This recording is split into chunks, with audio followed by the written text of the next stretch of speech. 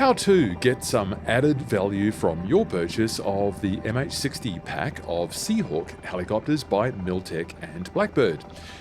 If you've got an hour or so available to you to enjoy some rotary-winged flight simulation, then there is a separate add-on pack which enables you to choose from pre-made missions or to make your own. It's called the Miltech Mission Hub, and it offers search and rescue missions, firefighting, anti-submarine warfare, and vertical replenishment or sling-load operations. While it promises compatibility with any aircraft in MSFS, it feels particularly suited to the MH-60. So I'm imagining this. You are a busy person with limited time on your hands, so what can you do to create a quick mission anywhere on the planet and challenge yourself with some fun helicopter flying? Let's find out in the Miltech Mission Hub. I'll create and fly 2 different types of missions so you can see what it's like. So, let's fly! And our very capable maritime helicopter, the MH-60 Romeo, under Royal Australian Navy colours. I think a really great place to take that will be Christmas Island, an Australian administered territory out here in the Indian Ocean. And so what I find is a good way to start a bit of a quick mission is to go where you want to start from. Oh, we're IFR here. Well, that's going to be interesting. We'll see how that goes. Low cloud. Let's try a vertical replenishment mission first. And I'm just going to start all here. I want live, and yes. So I think that will be the best way to start this. Good. Let's get inside. All right, so spawned into the runway here at Christmas Island, and I'm going to load the Miltech Mission Hub. I am going to create a new mission, and I'm going to zoom into where we are over here. So my idea here for this one is we'll put a frigate over here and we'll run some supplies out to it. So title, this is just metadata over here, so none of this has, I think, a strong bearing on what your mission is going to look like. So, whoops, Christmas Island frigate. Description, author, I don't care, that's all fine.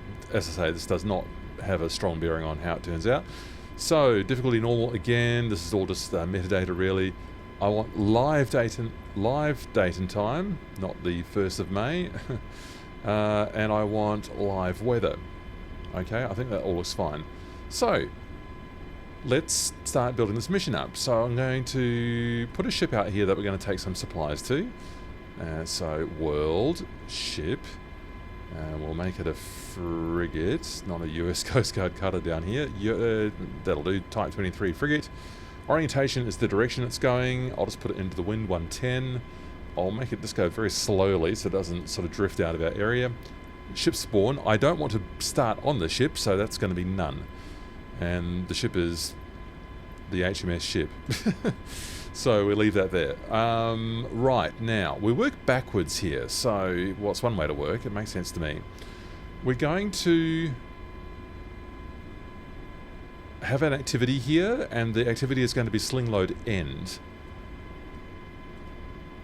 And I might make that a bit bigger. So the radius is, I think that's 100 meters. Let's make it 1,000 meters. Ship direction, show direction, yes, that'll show us on the HUD. You wouldn't want show direction for a SAR mission, I think, if you want to try and find it. Make it more of a challenge. So we're going to end mission when we have dropped that off. Mission successful. So mission is successful when this cargo has been dropped off. That's what that means. Now, you don't need to do this next bit, but I'm going to do it here because I want to just give you a sense of how long this takes. So you don't need to have this timer trigger, and we're going to show it on screen. We want to activate start, make it 10 minutes would be, how many seconds is that? 600, 1200, we'll make it 900 seconds, so we've got 15 minutes to get our cargo onto the ship, and we'll just call it, that's our delivery deadline. Okay. Like I say, this step is not necessary. So when that gets to 0, we're going to make it a mission fail. So that's what I just did there. So time elapsed is going to end the mission with a failure when that gets to 0. So that's pretty easy. Now I am going to add our pickup. So in here we'll have an activity of a sling-load start, and it's active on start, yes. Double pallet, picked up, add connection. So when we pick it up, we add in the next one. Sorry, I'm just doing a bad job there. Picked up. Then that enables that objective there. So that objective is not enabled until the first one is being completed. Now, I could, instead of that cargo drop-off, sling-load end, successfully triggering the end of the mission, I could trigger another pickup. So you could do 2, and then have the second drop-off trigger the end mission. So you could make 2 pallets if you want to do a bit of a trip. So I think that's correct. I haven't set a spawn. I think it will just remember where I've last started. So it's going to start here. So I've not added the spawn point. Now VERTREP Christmas Island Frigate is what I will call my mission. Save. And then it will start it. So we always go through this business here. I have had it freeze at this point and not come into my mission, but this looks like we are back into a new flight, same place with our MH-60 Romeo, and we're counting down, delivery deadline. Yes, pick up sling-load first. Oh, I'm feeling the tension. Okay, so let's get some lights on in here. Let's arm the hook. Let's get into hover mode down here so I can see what I'm doing, and let's get some aft cyclic in, lift the collective, pitch down the nose now, and we'll go and pick up this cargo. Well, there's the wind sock showing the easterly wind coming in, so I will keep an eye on that, and I'll try and approach the crates which I can see there on the taxiway. That's where I put them. From downwind. That's the goal here.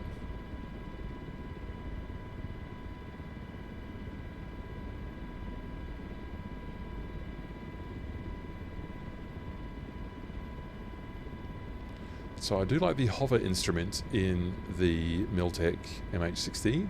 I would love it if someone could build a standalone one of those, a bit like the input viewer, and have a standalone hover indicator like the Miltech one. I think that would be a really great training addition for people in our simulator. So let's get our nose up now to slow down a bit.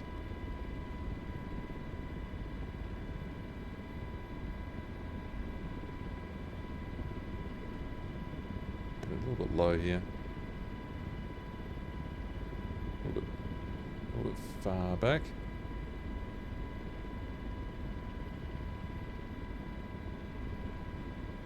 Yeah, I was lucky that picked it up because I was moving quite a bit there. So we have picked up, and we'll just climb up. We'll do what it says to climb up to 75 feet.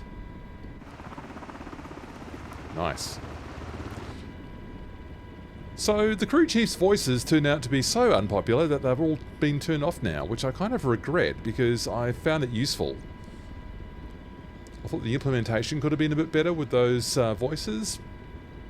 Thought maybe they could have recorded different takes and had them trigger randomly so that it sounded a bit fresher, a bit more dynamic, but they just seem to have been turned off. And I know they're still turned on in my key set, sorry. So in the mission generation, I asked for it to show on the screen. So you can see in the HUD in the top right that we've got the delivery area at 46 degrees. Now, I have a very bad habit of overspeeding here, so I don't want to get ready any faster than 120. I think the load will just drop if you get too fast, so I'm now starting to pay much closer attention to this because I see we are starting to accelerate here.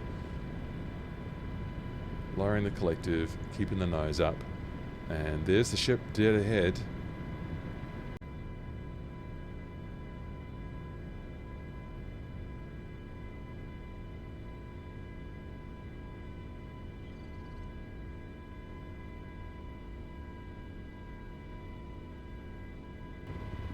Well, I bottomed out there and lost all my energy, but we are back in business now. Always a bit of a challenge to judge these. The ship's not moving fast, that's what I asked for. And I've done it again. Got down to almost no speed.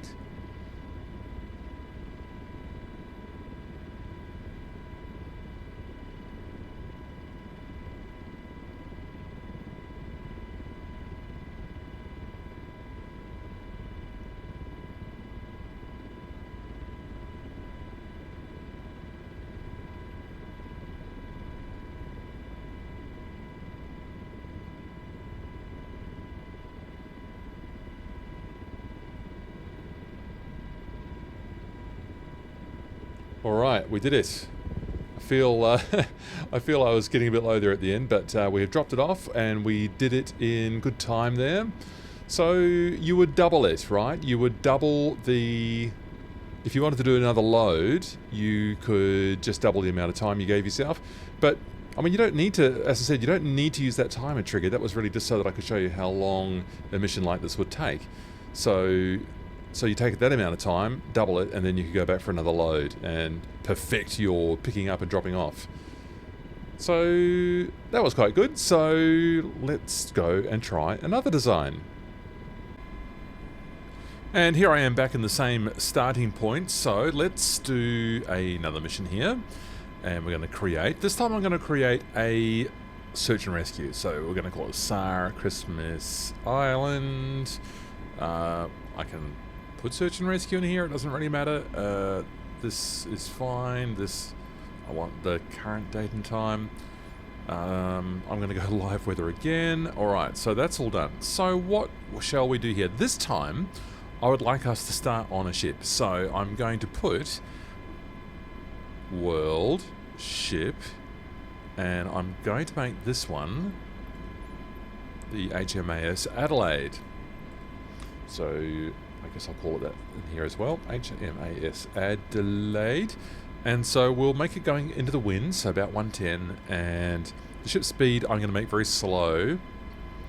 I'm going to make it 1 knot, and I'm going to spawn on the ship, ready to go. Okay, so that's that done. So now I need to add the activity, and I don't quite know where to put this. I'm actually sort of doing this the wrong way around, but anyway, we'll make it work. Search and rescue. Now, that's 200 meters. Now, your spawn radius, if you want to have an actual search for your vessel, why don't we make that 5,000? We do want it active on start. I'll make it a fishing ship. And all these same principles will apply if you're doing a ski or rescue in a roadside accident, no worries. I'm going to make this a sinking fishing ship.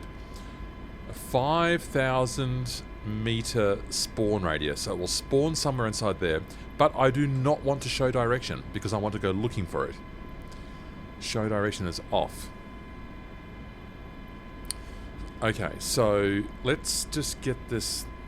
So if that's 5 kilometers there, I don't know, something like that. It's honestly, there's no scale on this. It actually makes it quite hard to work out how far away things are. So that's a 5,000. I'm going to make it 3,000 just for the sake of making this video. And so let's make it that. Now, I'm going to put in a landing trigger this time. So trigger is going to be a landing trigger. And the ship is moving, so I better make this pretty big. Landing trigger radius 2 kilometers. It's not going to be active at the start, and we're going to fire it once. I think that's fine. Maybe don't land twice. Well, it's only going to be, this is only going to be active, this one. We'll put it down here, so the ship's moving in this direction, so it should be okay. When the hoist is completed, we are going to create this landing trigger. Activate. So the trigger is active after the hoisting operation has been complete down here. Alright, so and then when we have landed, then we can end the mission. So scenario, end mission, and so landing, add connection, mission successful, done. And again, I'm going to put a timer on this mission. So, triggers, timing trigger. Now, how long is an hour in seconds? Would that be 60 times 60? Would that be 3,600? I hope so. It's going to be active on the start. We are going to show it on the screen. We're going to show it on rescue deadline. Call it whatever you want. Rescue deadline.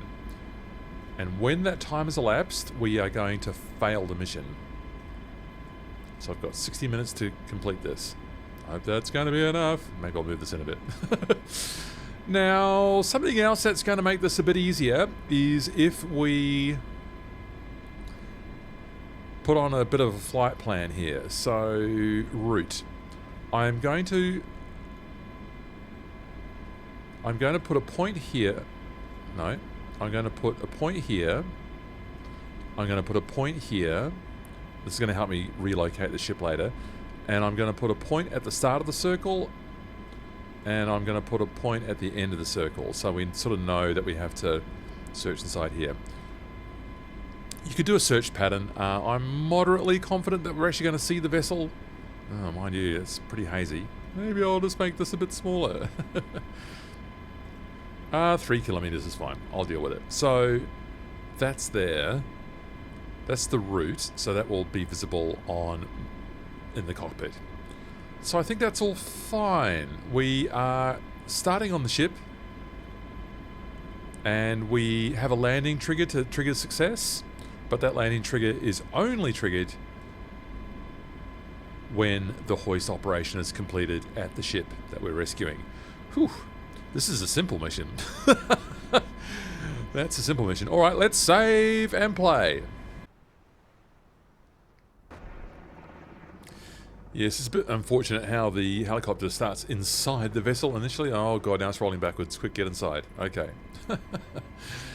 Right. We are spawned inside our MH-60 on the deck of the HMAS Adelaide. Fantastic. So I'm just going to turn off head tracking for a moment. Let's just have a little look at... Why isn't that working? Shift F2. Okay, right. So we'll get that zoomed out. Wrong way. So the search area is up here. It's in a circle up here. And that's where we're going to be looking for our ship.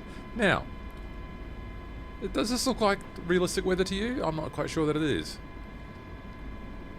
We're going to go live, and we are live. Okay, alright, that says it's live. It's much nicer out here than it was at Christmas Island itself. Okay, the timer is counting, so I had better get this thing started. Do I need anything else selected down here? Not yet. We're going to activate the rescue hoist later. So, we are going to use aft cyclic. We are going to start pulling collective. And we are going to exit the ship this way. Goodbye, HMAS Adelaide for now. Very much appreciate having these Australian models. And what's happened to my head tracking? One click, there you go. HMAS Adelaide. Excellent stuff. Good to see that. Thank you. I suppose I could have put another frigate or something out here to make it a bit more lively. That's just the way it is. So, I am going to pitch down, get that autopilot on, get the rad alt happening at what? Let's say 500 feet.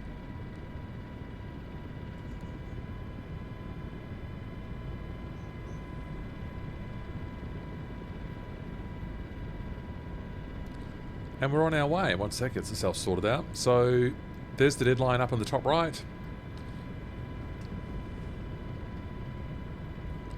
And we'll fast forward to get ourselves to the destination.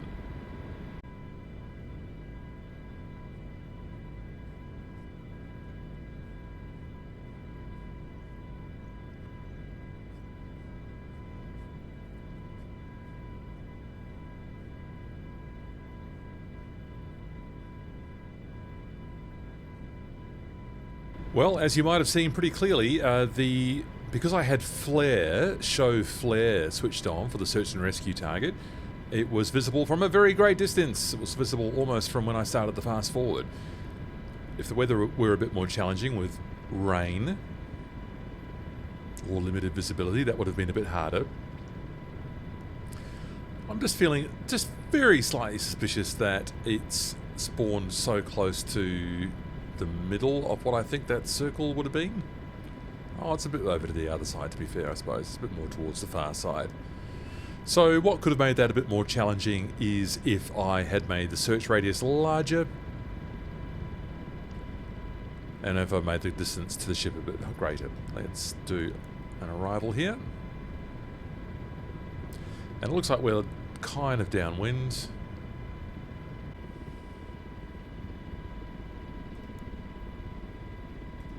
Aft, you have over control. Aft, I have over control. Alright, so we'll let the crew at the back do the work. So I will just ask them to do 2 clicks forwards. So that's 3 clicks forwards now. I feel we're still descending here. We're at 60 feet on here. I'll just come over this way a bit.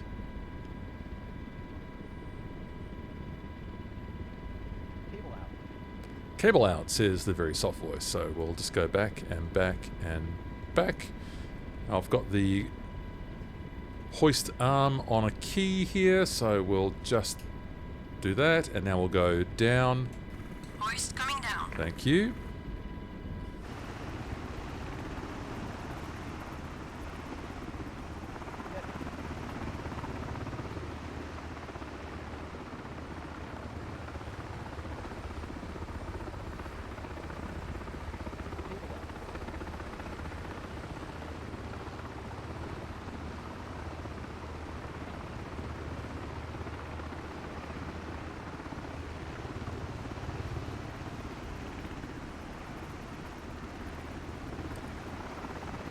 Okay, rescue completed. Royal Australian Navy, you have done it again. Congratulations. So, we just need to get back to the ship now. I guess I could have put some text in here or something to make that a bit clearer about what needed to happen, but because I just designed the mission, I know what needs to happen. So, we'll just pedal over here, and we will now get our depart mode on. Depart mode.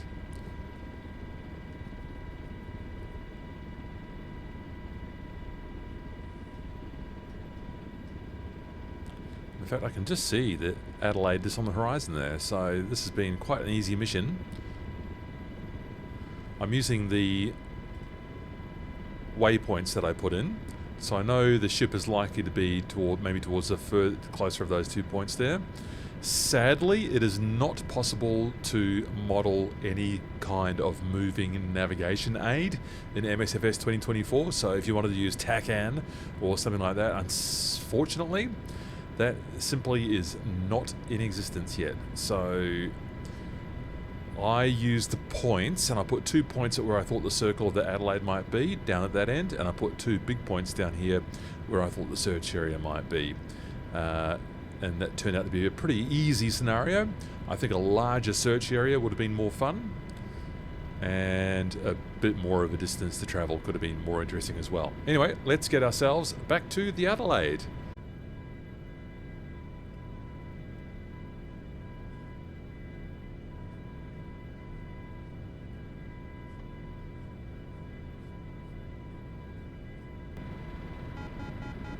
Alright, that was largely uneventful, so let's start to get this set up for our approach here. Haven't really done this as a proper approach pattern, but we will just do a little rapid turn here to get ourselves back in.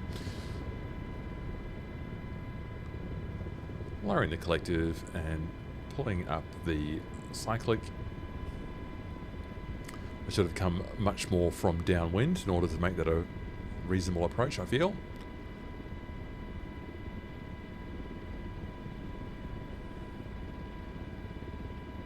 So we just whipped it around.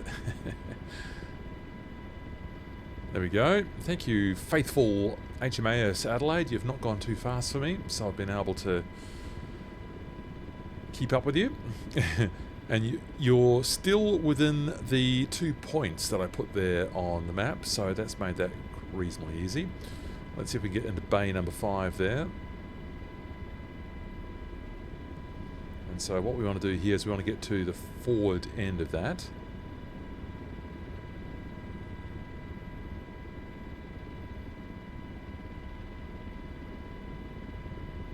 Okay, looking good. And then we get right on the line.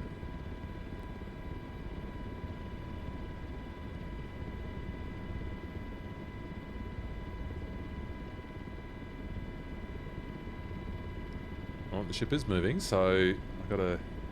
It's very slow, but we'll just slap it down here now.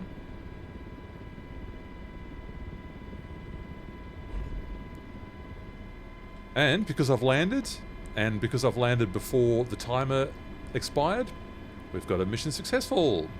So that's how we did that. So I did that only in about 13 minutes. So that gives you a bit of a guide in terms of how much time you've got. You're going to have a few minutes of mission design. Then you are going to have something like what I've just done, but then multiplied by how much further you want to do it and how much larger you want your search area to be, and how much, how bad the weather is. So that's going to have an important bearing on it as well. So I thought that was pretty good. Let's just review a couple of last things to the Miltech Mission Hub. So the SAR mission that I just ran was this one. As I was saying, I think you could potentially look at making your spawn radius bigger on the search and rescue activity. I quite enjoyed doing the trigger of the successful landing as the mission successful trigger. I think that's better than just doing the rescue hoist. You've actually got to take the people back somewhere. That's better. And so yes, so I think what you'd be looking at doing to make this more challenging is definitely having showing direction off for your SAR activity, so that you don't know where it is and the computer is not just pointing you there, because that's a little bit too easy. Making your spawn radius larger, maybe giving yourself more challenging weather conditions, and you'll figure out what you need to do to make it a length that is suitable for you to enjoy. So that one I got done in 13 minutes, so if that's 6 kilometers there, I only flew another 6 or something. So it was a pretty short turnaround, this one. So make your spawn radius bigger, make your distance to travel larger. I do recommend using the flight plan like I demonstrated to you. A reminder, you just add in the route like that, or once you've got a route in there, you can add more points in just by using the that button there to add another point after the existing one, and then you get a route drawn onto the map. So I think the Miltech Mission Hub does provide some scope for exploration of fun activities that you can do in half an hour or an hour. You'll be the master of your own destiny there. You'll figure out the things that you're interested in doing. It doesn't have to be just SAR. This could have been a fire activity. And so the art there, of course, you make the spawn radius a bit bigger, and you put it somewhere close to water, so you can pick up the water in your Bambi bucket that you pick up from maybe the place where you're taking off, and that's how you do it. So it's reasonably straightforward once you understand the flow of this. This doesn't come very naturally to me, but once I started to understand a bit more about how all this sort of stuff works, how the triggers work, it started to make a bit more sense. So there are so many triggers I have not used. Those are all the triggers that are in existence right now. I don't know what to do with them all, frankly. Like, I think property could be, just to name but one example, if you go above one of these things, maybe you could fail the mission. So maybe this forces the player to fly very smoothly. But if you're just making it for yourself, then you could just do something like what I've just shown you here. Anyway, food for thought.